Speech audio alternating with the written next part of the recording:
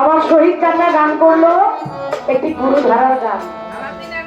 মাসুমা সরকার এটা আবার কোন বন্ধুর কথা বলতেছে?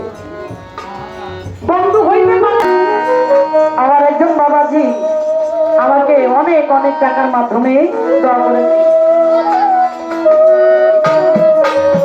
আমার আল্লাহ হলো দিনের বন্ধু, আল্লাহর বন্ধু হলো রাসূল। আমার রাসূল বলেছেন আমাকে যদি পাইতে চাও তাহলে কামেল মুর্শিদের কাছে বিক্রয় হয়ে যাবে।